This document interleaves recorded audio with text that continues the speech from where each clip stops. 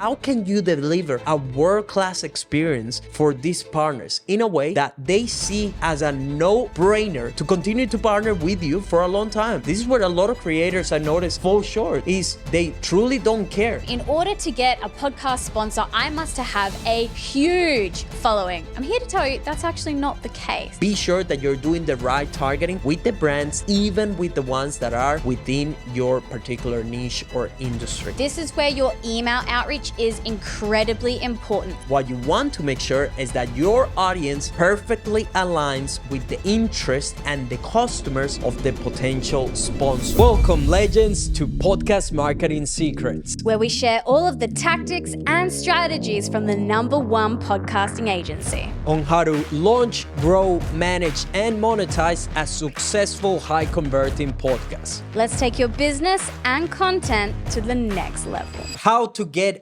high-ticket sponsorships for your podcast.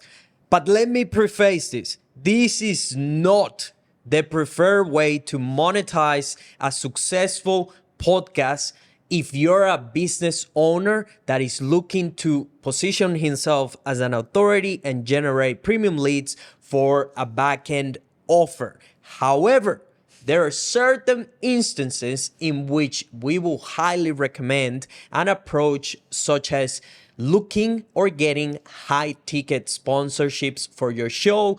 Usually, it tend to be more for personalities, influencers, or content creators. And by the way, this works across every single niche. So if that sounds like you, today we're going to show you how you can lock in your very first high-ticket sponsorship, starting with... I think let's start with as well, Nelson, just highlighting that we know what we're talking about when it comes to this. So what's happened in just the last week for one of our podcasting clients? Absolutely. Of course, we are absolute masters when it comes to monetizing a high-ticket offer for service-based businesses, consultants, coaches. But in this particular case, one of our podcast partners just told us, hey guys, I don't want to even jump off sales calls. He doesn't have a sales team. He is very successful at what he does, and he is all in on this particular niche that is the crypto space. So we know that there are many things going in his favor right now in terms of the grand narrative of things,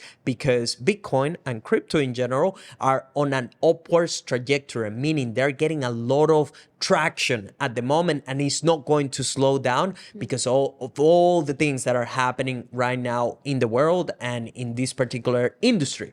So we knew it's a great market to look at sponsorships. That's exactly what we did. And in the last 2 weeks, actually, we got him 2 deals worth over $16,000. And we have too much interest to the point that we had to slow down some of those engagements with potential sponsorships because we created a different problem, which is a conflict of interest. So you have to be careful with who you partner with, because you might be then reducing the opportunities to engage in business with other potential sponsorships. That we will cover on a different episode. So today we're just gonna get into how you can get locked in your very first high-ticket sponsor, starting with... If you were just thinking to yourself, as Nelson was describing, that, damn, in order to get a podcast sponsor, I must have to have a huge following. I'm here to tell you that's actually not the case, all right? But what you do need is consistency, okay? So as we've highlighted in previous episodes, it's not about the number of viewers or followers. Those are ultimately all vanity metrics. It's about the quality of those followers. And the way that you can build a solid quality of followers is not just by having the right strategy, all right? But it's about having the right strategy and implementing it consistently over time, showing up week after week to build really strong foundations that by the time where you actually go to reach out for potential podcast sponsorships, you can demonstrate that you are consistent, that you are committed. And that in itself is going to be a first indicator to a sponsor that this might potentially be something that they might want to look at, because you're here for the long haul and you're here as well to commit to them. The next point is you want to be building the right audience, because ultimately, even using this exact example, if you're in the crypto space and you're building an audience that is interested in e-commerce, well, guess what?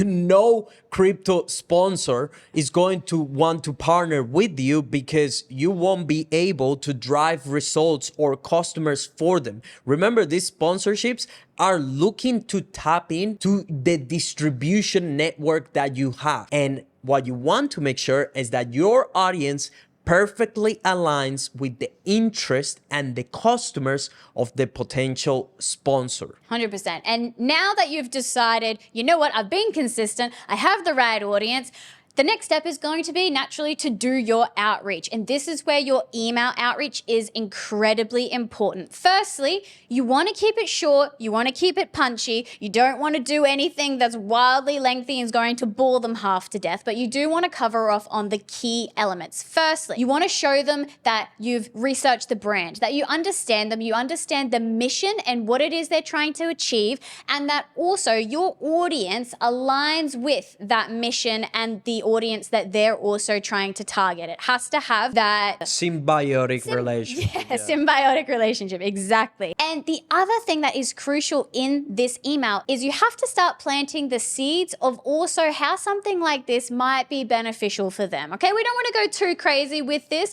because later, as we're going to discuss, you want to have a proper conversation with them. But these are some of the foundations that you want to put in that preliminary outreach email. And important, not just email. Email happens to be probably the best way to do this because ultimately everyone has an email. And guess what? Most people check their emails, especially if you're talking to big companies or big potential sponsorships. They will be checking their emails, and that's how they communicate pretty much with almost any person or any potential personality, content creator, brand, or influencer that they're trying to get. Now, consider also alternative ways of getting in touch with them. For some brands or some sponsors, you might be better off to send them a DM on Instagram, maybe on X, and underrated, LinkedIn. That's a great way to find a gatekeeper from the particular sponsor, where you can even put some of the search tags in there of the particular role. You might want to talk to the CMO or someone that is in charge of the marketing department if it's a really big company, and even just look at how other creators have partnered with these brands. It will give you a good indication of what will be as well the best way to contact them. The next point might sound a little bit similar to one that we mentioned before, but is targeting the right brands. And what we want to make sure you understand here is that even though you might be targeting someone that is within that particular niche, in this case, maybe the crypto space, it might be a company or a service that doesn't align with what you do. To give you an example, this particular podcast partner specializes with SMSF Bitcoin investing. He doesn't stand for trading. Yeah.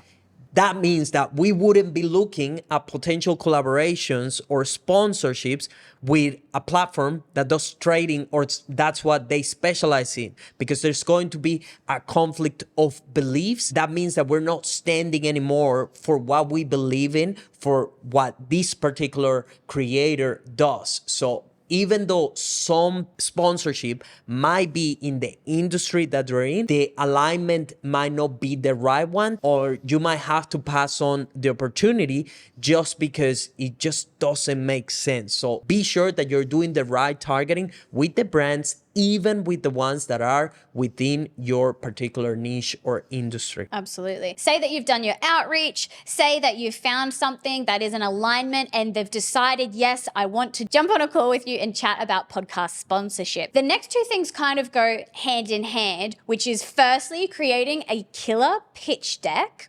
And then secondly, your sales process as well. So Nelson, you're kind of the master of this at the moment. So how should somebody go about creating an excellent accompanying resource for a sales call? And then also any tips to keep in mind when you're actually on that call, selling yourself, because that's in essence what this is. This is something that we do for all our podcast partners when it comes to not only pitching a high ticket sponsor in this particular case, but this is something that we do as well for selling any sort of high ticket offer through a sales process.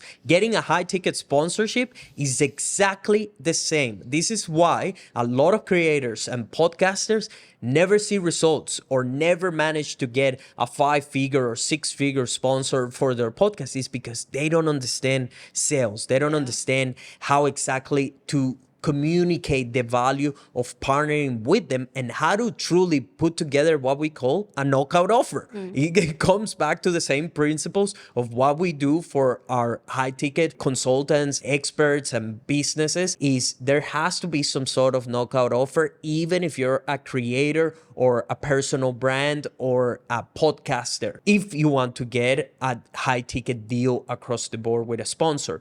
And a pitch deck doesn't have to be overcomplicated, guys. The pitch deck that got us $16,000 in the last couple weeks, it has only about 7 slides. You need an introduction of who this person is, some level of credibility, who are the people that we normally partner with. If you have existing partners, even better, because they can see that this is not your first time basically getting into a partnership or sponsorship. And that you're in demand. Exactly. And that basically people want to partner with you, right? So that will give you some level of attraction to these potential deals. Showing your listener demographic, absolutely crucial. You need to show them how there is alignment between the people that listen or watch your podcast with the customers that they're trying to get. Because let's just assume that maybe all your demographic is based in Australia and this potential sponsorship only serves people in Europe. Well, clearly that's not going to work. They're going to be like, dude, we don't care how many downloads you have.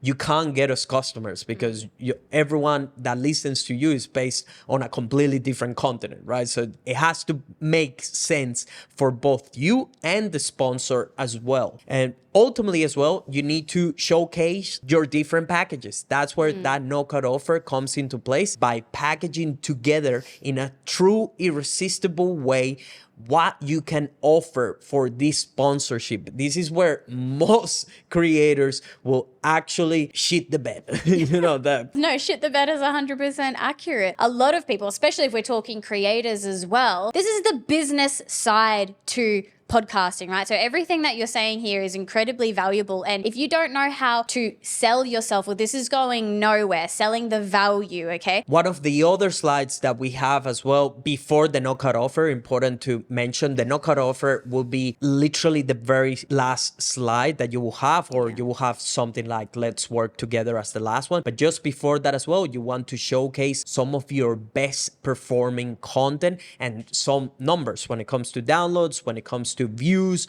reach, and the total amount of followers that you have across all major social media platforms. The more platforms that you're posting on, the better it is as well to get a deal across, because some of the sponsorships as well only work with particular platforms. To give you an example, in this particular niche, crypto, a lot of the potential sponsorships are only on platforms like X. So if you're not posting on X, chances are they're not gonna find the interest of wanting to partner with you. So again, that summarizes everything you need on that particular pitch deck. And lastly, you need to turn this into a sales process, just like Kyle was saying, because this should be repeatable. You shouldn't be having different conversations with every single sponsor. It should be the exact same process. You should even develop a sales script for it. The last thing you're going to do is show your pitch deck. Don't make this newbie mistake of showing up to a potential sponsorship sales call and going straight into a pitch deck and telling them how much you charge and what are the packages. Find out about the sponsor. What are they looking for? And this is a great question to ask. What would be the ultimate result that you would like to see out of this partnership?